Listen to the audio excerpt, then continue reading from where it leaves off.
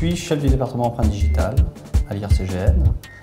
Mon travail consiste à commander une équipe d'une dizaine d'experts à peu près, et également de procéder à des examens scientifiques pour rechercher, mettre en évidence les empreintes digitales présentes sur des supports qui ont été saisis lors d'affaires criminelles. Donc on peut à la fois recevoir des scellés, ce qu'on appelle des scellés, c'est-à-dire des objets qui ont été saisis sur des scènes de crime, et on a aussi la possibilité de se projeter sur scène de crime pour rechercher par nous-mêmes, avec nos moyens spécifiques, les empreintes digitales. Il y a différentes méthodes. La plus ancienne, c'est celle de la poudre, qui est bien connue, qui marcherait très bien d'ailleurs, notamment sur les traces fraîches. Et puis, avec les années, évidemment, les spécialistes ont développé des techniques physiques, physico-chimiques et chimiques. Pratiquement, lorsqu'on arrive sur une scène de crime, on a un gros travail de détection optique à réaliser. On utilise pour ça ce qu'on appelle des lumières polychromatiques. En empreinte digitale, en général, on travaille sur deux types de supports. On a d'un côté les supports poreux, comme les papiers, les dénonciations, les faux papiers, les faux documents.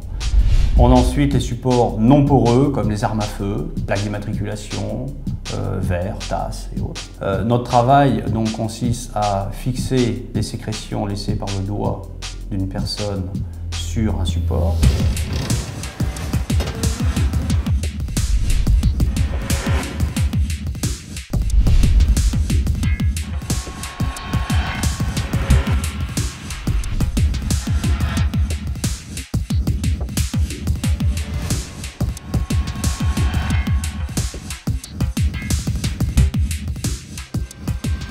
Le signal que l'on obtient est donc une trace digitale, et cette trace digitale est unique. On travaille soit à l'œil, sinon on utilise des macroscopes comparateurs qui vont grossir les traces de questions et la trace de comparaison entre 5 et 10 fois. Et puis on va mettre nos points dessus à chaque fois qu'on détecte une minutie. Une crête qui va rejoindre une autre crête par exemple, on va appeler ça une bifurcation. Et lorsqu'on a trouvé 12 points concordants entre une trace de question et une trace de comparaison, on conclut à l'identification. Moi, je fais partie de ce qu'on pourrait considérer comme un recrutement universitaire. C'est-à-dire que j'ai fait mes études à l'université, j'ai obtenu une maîtrise de chimie, et ensuite je suis rentré à l'école des officiers de la gendarmerie nationale.